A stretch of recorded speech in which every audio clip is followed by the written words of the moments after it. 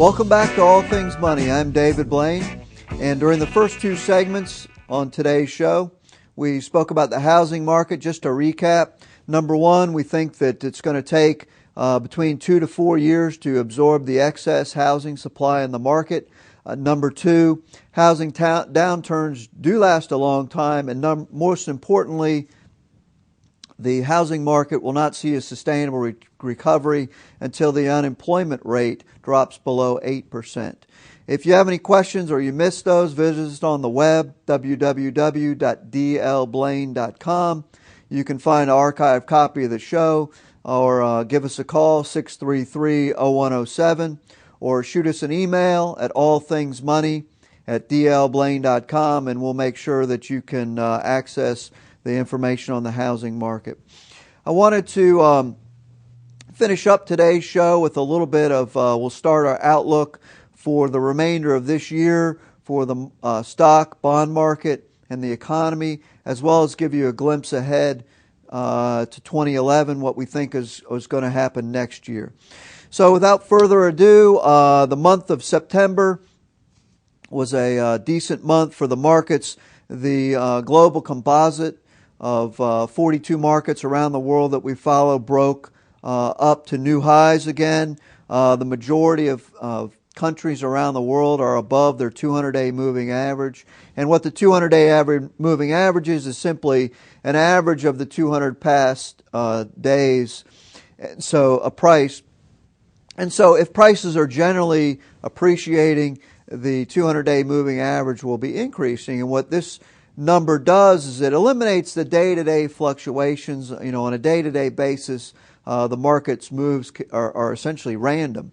And so by looking at a longer-term time frame, 200 days, we can get a general feel for the direction that the markets are going. And the majority of the markets tend to be trending higher at this point. The choppy and corrective phase that started somewhere around April seems to have given way to a resumption of this cyclical bull market. Now, the good thing, equities have tended to perform very well around the fourth quarter of the year. Typically, somewhere between November and January, the majority of the money has been made. There are various studies out there that show this phenomenon. There's a book called The Stock Trader's Almanac, kind of like it was a takeoff on the old Farmer's Almanac, where they do a lot of these studies on seasonality and things like that. And there have been various theories proposed as to why this is the case, but typically the last part of the year is very good for equities. There are other cycles at play. One of the most important one, at least in the United States, is the presidential and election cycle. As you may or may not have heard, we have a big election coming up in a few weeks, and our markets are, especially in the modern history, are very tied to the political cycle because Congress has, in my opinion, way too much power over the markets, and so they tend to move in concert with the election cycle. The markets like stability. They don't like a lot of change, and so typically in the midterm cycle is a good time for the stock market. If we just get away from some of these longer term cycles, the fact of the matter is a lot of the indicators that we look at are simply moving up. In the U.S., we look at a composite of all the industries in the U.S. and the direction that they're moving. It's generally in a positive direction.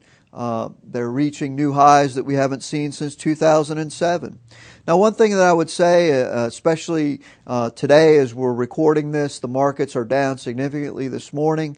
We do anticipate somewhat of a correction in October, especially moving up toward the midterm elections. Remember what I said, that the markets like things that are steady. They don't like things that are, upheaval. And so until this election is over, we would look for a correction. We don't think it's going to be a major bear market, but the rest of October, we would encourage you to exercise some caution.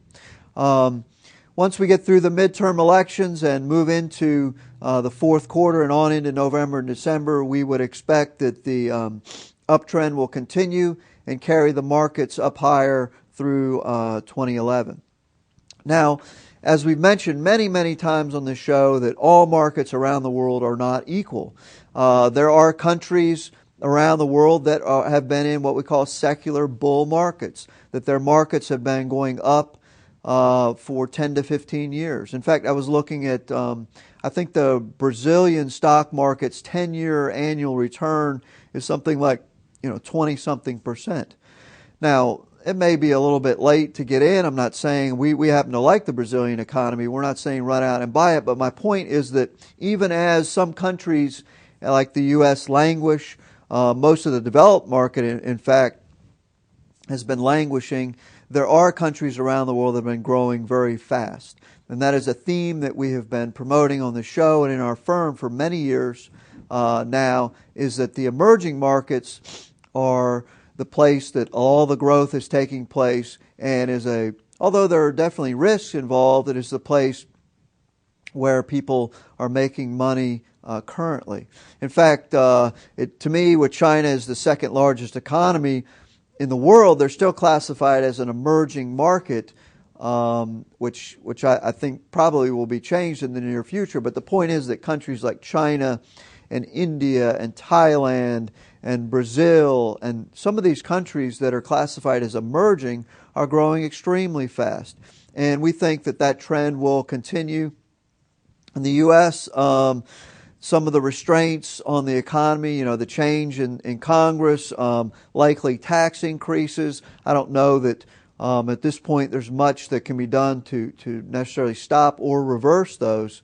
Maybe, but I don't know. More important, the continuation of the secular bear environment characterized by structural unemployment, the deleveraging, and the retrenchment of the consumer. These are all things that are holding the developing economies back.